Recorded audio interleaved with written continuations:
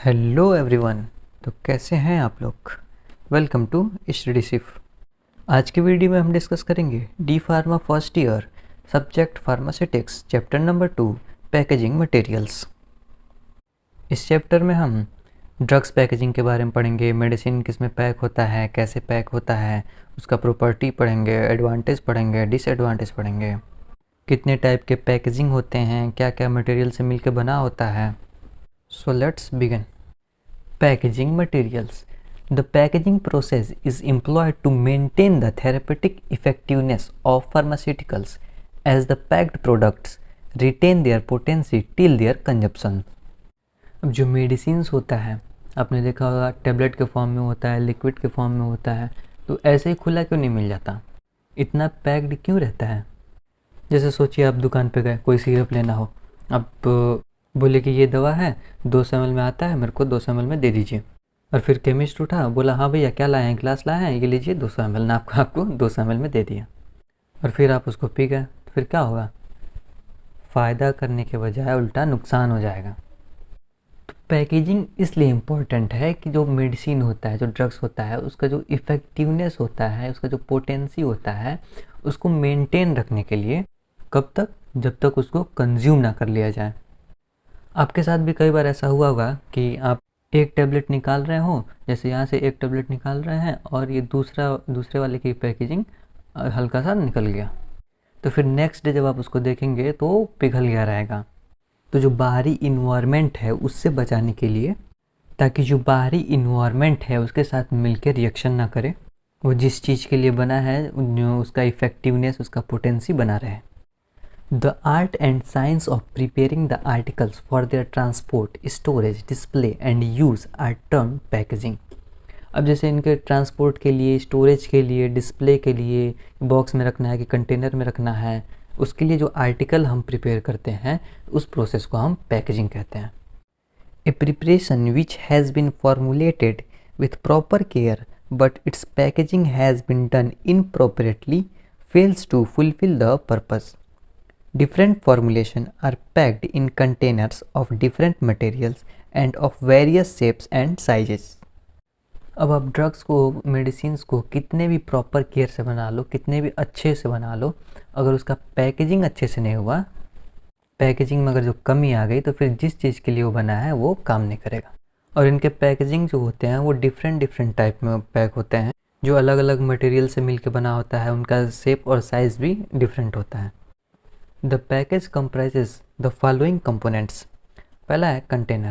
It encloses the drug, thereby remains in direct contact with the drug. Such a container which is always in direct contact with the drug is an immediate container. इसके अंदर जो हम drugs रखते हैं, जो औषधि रखते हैं, वो इसके डायरेक्ट कांटेक्ट में होता है। अब जैसे ये देखिए, ये जो आपका कंटेनर है, इसमें हम जो ड्रग्स रखेंगे तो जो बॉटल है वो इसके डायरेक्ट कांटेक्ट में रहेगा, तो फिर इस कंटेनर को हम इमीडिएट कंटेनर बोलेंगे। सेकंड है closure. It seals the container to eliminate oxygen, carbon dioxide, moisture and micro organism. अब क्लोजर किसको बोलेंगे, अब ये जो कंटेनर है इसको जो पैक करेगा, इसके ऊपर से जो ढक्कन लगेगा, जो यहाँ पे जो सील हो जाता है, उसको हम क्लोज़र बोलेंगे। वो किस लिए, ताकि वो ऑक्सीजन, कार्बन डाइऑक्साइड, मॉइस्चर और माइक्रो ऑर्गेनिज्म को एलिमिनेट कर सके। A closure prevents the loss of volatile substance and also the loss of medicament during transport and handling. It is a component of container system and has no direct contact with the drug. अब closure के medium से हम volatile substance को prevent कर सकते हैं। जैसे कि अब ये कंटेनर है, इसके अंदर लिक्विड फॉर्म में ड्रग्स रखा गया है, इसको ऐसे ही खुला छोड़ दिया गया तो इसमें जो लिक्विड है वो भाप बन के उड़ जाएगा। या फिर इसको हम कहीं ट्रांसपोर्ट कर रहे हैं, कहीं ले जा रहे हैं, तो ऐसा खुला रहेगा तो जाहिर सी बात है गिर जाएगा। तो इस सब चीज़ों को हम प्रिवेंट कर सकते हैं।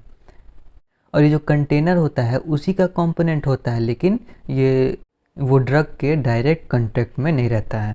अभी जैसे कंटेनर है तो इसका जो क्लोजर है वो यहाँ पे है, तो ये कहाँ डायरेक्ट कांटेक्ट में है। ये जो कंटेनर है इसका जो अंदर वाला लेयर है वो डायरेक्ट कांटेक्ट में है। थर्ड है cartoon. It is made up of cardboard, moulded wood pulp or extended polystyrene and provide secondary protection. It is an outer covering and protects against mechanical and outer environmental hazards. अब जो cartoon है वो cardboard गत्ते से बना होता है या फिर गले हुए लकड़ी के गूदे से बना होता है या फिर फैले हुए प्लास्टीन से बना होता है और ये इसका सेकेंडरी प्रोटेक्शन है। अब जैसे ये बॉटल है, टॉनिक का बॉटल है, इसके अंदर जो लिक्विड है इसका प्रोटेक्शन, फर्स्ट प्रोटेक्शन कौन है? ये बॉटल है। और फिर इसका जो कार्टून है ये बॉटल इसके अंदर रहेगा तो इसका ये लिक्विड का सेकेंडरी प्रोटेक्शन हुआ। अब जैसे ये टैबलेट है ये तो ऑलरेडी पैक है और इसका सेकेंडरी प्रोटेक्शन ये इसका कार्टून है, इसके अंदर रहेगा। ये कार्टून इसको आउटर मैकेनिकल और अदर इन्वायरमेंटल हैजार्ड से बचाएगा। फोर्थ है box. It is made up of thick cardboard, wood और any other suitable material and carries multiples of the products. It provides primary protection against external hazards while transporting and handling. अब box जो है वो मोटे गत्ते, लकड़ी या फिर अदर सुटेबल मटेरियल से बना होता है और ये एक साथ बहुत सारे मल्टीपल प्रोडक्ट्स को कैरी करता है। ये जैसे बॉक्स है, ये गत्ता है, इसके अंदर आप टैबलेट भी रख सकते हैं, ये बोतल भी रख सकते हैं और एक जगह से दूसरे जगह ले जाने में ये सेफ भी रहेगा, आपका मेडिसिन सेफ भी रहेगा। सेकेंड टॉपिक है आपका objectives of packaging. The packaging and package labelling have a following objectives. अब जैसे डिफरेंट टाइप के पैकेजिंग होते हैं उसका डिफरेंट मीनिंग भी होता है या फिर उसके ऊपर लेबल लगा होता है। जैसे आपने ध्यान दिया होगा कि बहुत सारे बॉक्स पे लिखा होगा कि हैंडल विथ केयर या फिर दिस साइड इज़ अप, और भी अदर्स ऑब्जेक्टिव होते हैं। जैसे पहला आपका physical protection. The package provides protection to the product against mechanical shock, vibration, electrostatic discharge, compression, temperature, etc. Physical protection में क्या क्या आता है, किससे किससे बचाता है? मैकेनिकल शॉक हो गया, वाइब्रेशन हो गया, विद्युत बल हो गया, दबाव हो गया, तापमान हो गया और भी बहुत सारी चीज़ों से प्रोटेक्ट करता है। सेकंड है barrier protection. A barrier is required to protect the product from oxygen, water vapour, dust etc. जो बैरियर प्रोटेक्शन है वो प्रोडक्ट को किससे किससे बचाता है? ऑक्सीजन से, वाटर वेपर से, धूल से और भी बहुत सारी चीज़ों से। The critical factor in the designing of such package is permeation. Barrier protection बनाने का सबसे मेन कारण क्या है कि जो सब्सटेंस है उसको हम परमिएशन से बचा सकें। अब परमिएशन क्या है? अब जैसे कोई भी सॉलिड है उसके बीच में जो मॉलिक्यूल्स होते हैं वैसे से मॉलिक्यूल्स है, इसके बीच में जो जगह है उस बीच से जो सब्सटेंस है वो गैस के फॉर्म में बाहर निकल जाता है, तो उस चीज़ को उससे बचाने के लिए हम बैरियर प्रोटेक्शन का यूज करते हैं। To extend the product shelf life some packages contain desiccants और ऑक्सीजन एब्सॉर्बर। अब प्रोडक्ट का सेल्फ लाइफ बढ़ाने के लिए कुछ पैकेजेस के पास ऐसा मटेरियल होता है जो ड्राइंग एजेंट की तरह काम करते हैं या फिर ऑक्सीजन एब्सॉर्बर की तरह काम करते हैं। In some food packages, atmosphere maintenance is done with respect to modified or controlled atmospheres.